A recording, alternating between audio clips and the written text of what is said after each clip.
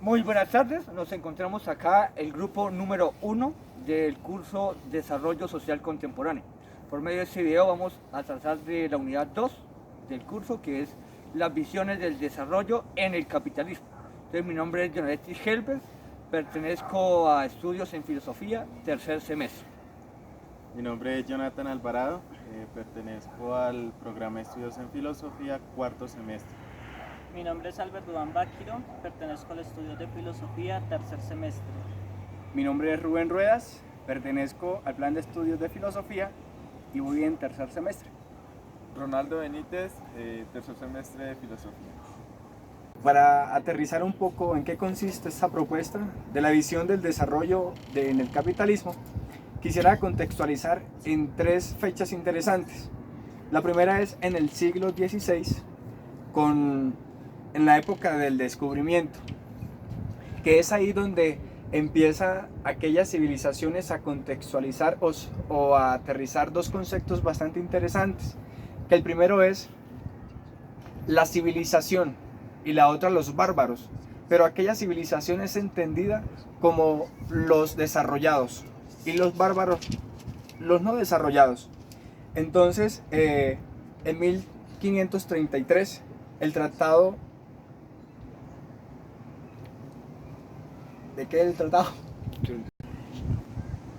Como venía diciendo, en 1533 el Tratado de Tordesillas, que consiste en la etapa de los descubrimientos y la distribución del mundo. Pero esto termina en 1919 con el Tratado de Versalles, que esto le da fin a la Primera Guerra Mundial. Uno de los subtítulos del tema está Desarrollo como creencia, el cual pues según Hilbert Rees denomina desarrollo una noción cargada de ideología en intereses que se incubó en el seno de los países industrializados, es decir, de China, de Estados Unidos, de Reino Unido, el cual su objetivo era reproducir las condiciones de desarrollo de ellos mismos, es decir, permitir aplicar la energía al transporte y a la producción. Asimismo, Gilberto Rees desarrolló la creencia, desarrolló como creencia, lo cual lo sustenta en cuatro pilares.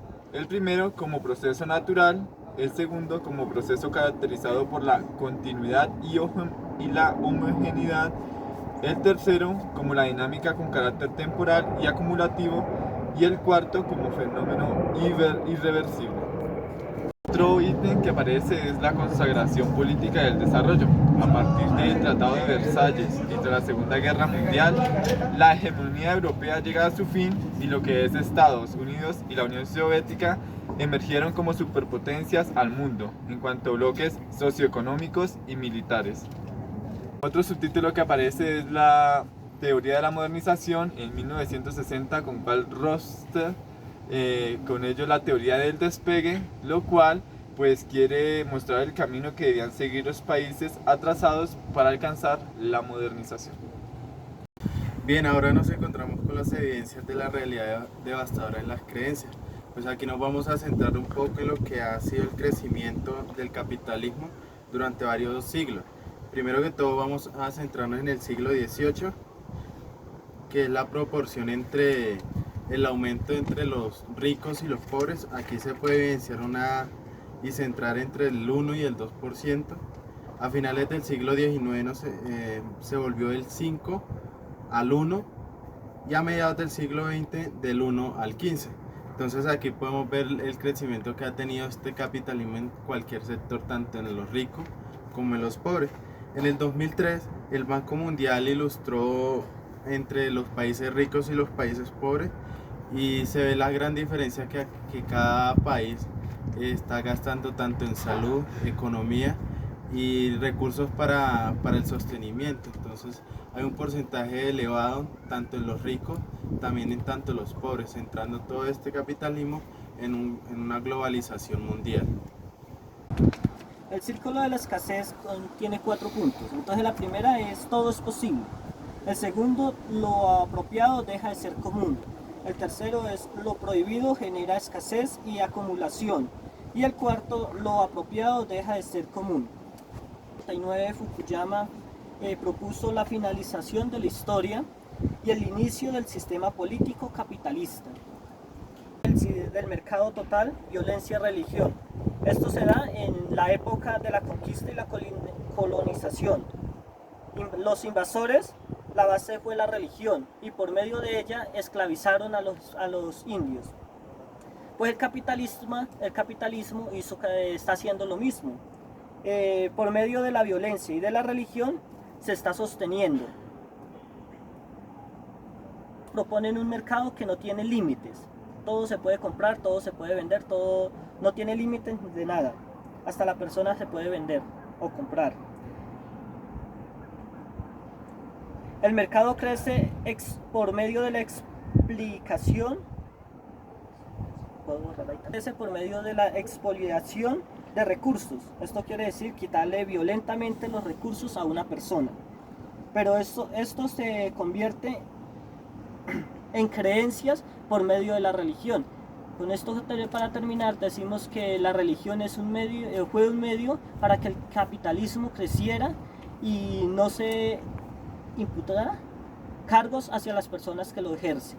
La escasez es un modelo capitalista, el cual consiste en un mercado donde todo se compra y todo se vende. Sus intereses son dos, uno particular y el general. Y esto se da gracias a su libre competencia. Juan Pablo II y sus aportes a la doctrina social de la Iglesia.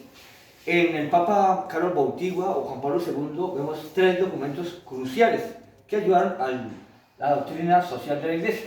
Doctrina social de la Iglesia entendida como esa manera en que la Iglesia ve la realidad social, la realidad de aquel oprimido, de aquella persona.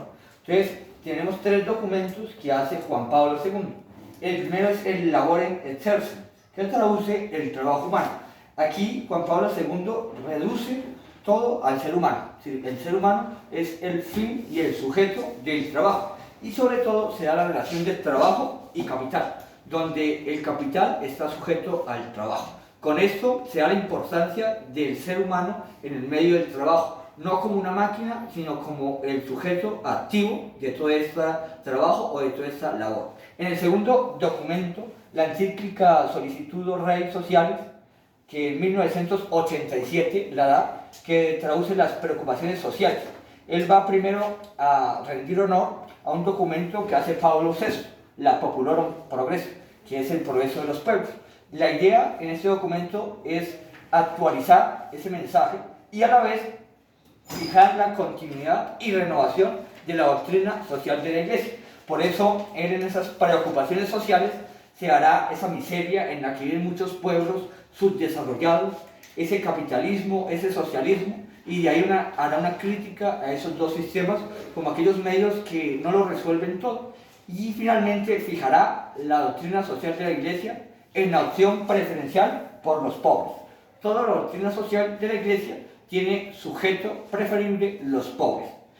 Finalmente, en la encíclica Centesimus Annus, que en sí celebra los 100 años de la Rerum Novarum de León XIII, en el año 1891, él va a actualizar y hacer una relectura de la situación del siglo XX a la luz de ese documento.